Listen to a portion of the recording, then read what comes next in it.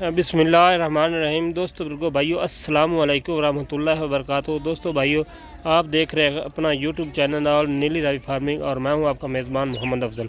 तो जो दोस्त नए आए हमारे चैनल पे, उन सब दोस्तों को रिक्वेस्ट है कि हमारे चैनल को करें सब्सक्राइब और साथ ही बेल आइकन बटन को प्रेस करें ताकि हर नई आने वाली वीडियो नोटिफिकेशन जरिए आप तक बआसानी तरीके पहुँच सके। तो माशाल्लाह आज एक बहुत ही ख़ास दूसरा बारे में गाय तैयार जो है लेके आए हैं। तकरीबन 8 से 10 दिन जो अभी सोने में लेती हैं। चोलिस्तानी फ्रीजन क्रॉस सिंगों से मोनी। कोई भी दोस्त इंटरेस्टेड हो तो स्क्रीन पे मेरा नंबर चल रहा है। ये मेरे गांव 10 वनार ज़िला उकाड़ा में ही खड़ी है।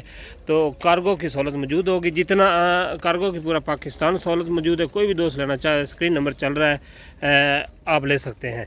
आपको मज़ीद चला फिरा के भी दिखाते हैं। दोस्तों तसल्ली कर लो, माशाल्लाह बहुत बड़ी गाय है। इंशाल्लाह 20 से 25 लीटर जो है ना आराम से दूध करने वाली। ये देखें अभी 8 से 10 दिन सोने में लेती है।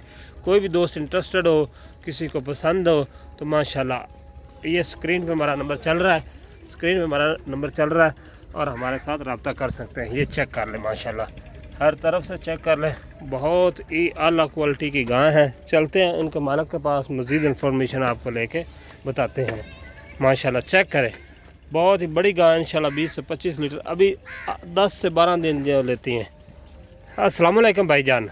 कैमरे सामने भाईजान की हाल है? ठीक ठाक, सेहत भी ठीक है। शुक्र अल्लाह। ए केड़ी नस्ल दी गां है? ये जी फ्रीजर ते चोलिस्तान। फ्रीजन चोलिस्तानी क्रॉस है। हां जी।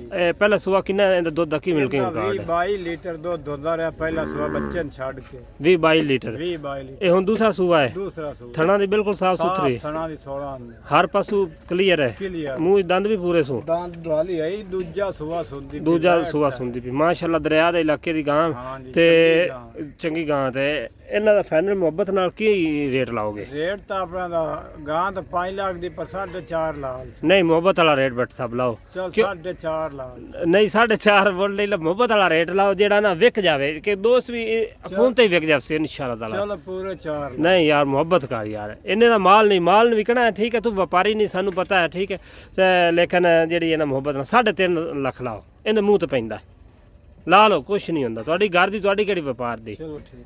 कोई भी दोस्त लवे 3.5 लाख रुपये बड़ा औखा मना है। मुड़ फिर के नज़ारा करो माशाल्लाह। इंज दी गां मार्केट है, मंडी खड़ी होवे, तुहानू दोस्तां नू ज़्यादा इन्फॉर्मेशन है। 4.5 दी 4 तो घट नहीं लभदी। एक घर दे विच घरेलू गां चेक करो माशाल्लाह, चोर अगे घरेलू गां चेक करो माशाल्लाह, चड्डा अडर क्वालिटी हर चीज़ चेक करे माशाल्लाह।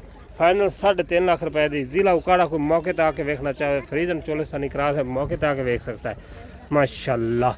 अगर दोस्तों भाइयों आपको हमारी वीडियो अच्छी लगे, प्लीज़ हमारे चैनल नीली रावी फार्मिंग करें सब्सक्राइब, और साथ ही बेल आइकन बटन प्रेस करें ताकि हर नई वीडियो आने वाली नोटिफिकेशन आप तक पहुंच सके। आज की वीडियो लिए अपना मेज़बान मोहम्मद अफजल को दे इजाज़त।